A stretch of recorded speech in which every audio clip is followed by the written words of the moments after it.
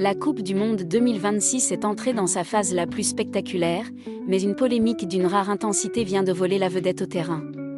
À quelques heures d'un rendez-vous décisif pour l'équipe de France, Kylian Mbappé se retrouve une nouvelle fois au cœur d'une affaire qui fait réagir bien au-delà du monde du football. Cette fois, ce sont des images particulièrement choquantes venues du Paraguay qui enflamment les réseaux sociaux. Depuis la qualification des Bleus face au Paraguay, la tension ne cesse de monter.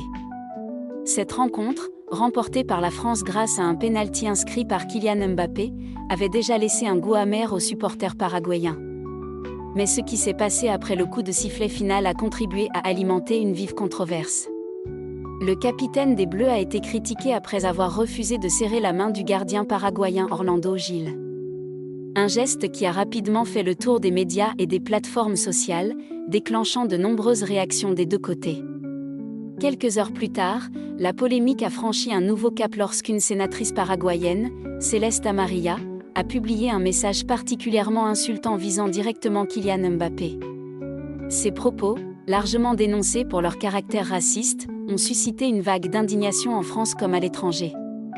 Face à cette attaque, la star du Real Madrid n'est pas restée silencieuse.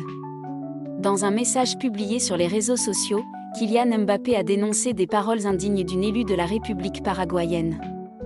Il a également affirmé que ces déclarations ne représentaient pas l'ensemble du peuple paraguayen, appelant implicitement à faire la différence entre les propos d'une personnalité politique et ceux d'un pays tout entier. Mais loin d'apaiser les tensions, cette réponse a relancé les échanges. Celeste Amarilla a maintenu ses déclarations et a même demandé au capitaine français de présenter des excuses, une position qui continue d'alimenter les débats.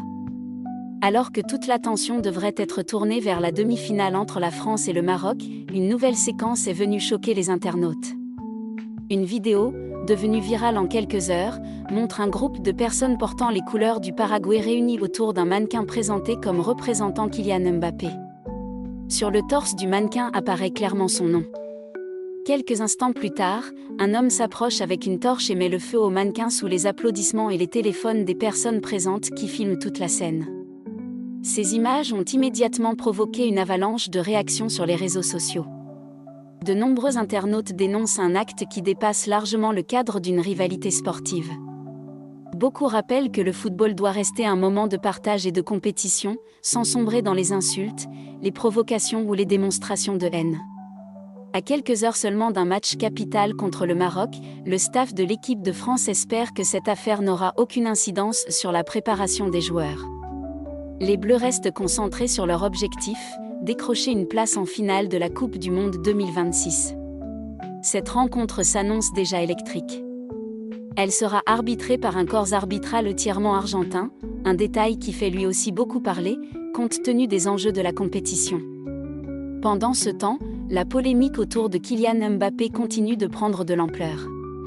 Entre les déclarations politiques, les réactions des supporters et la diffusion de cette vidéo controversée, le capitaine des Bleus se retrouve une nouvelle fois au centre de toutes les attentions, dans un contexte particulièrement tendu.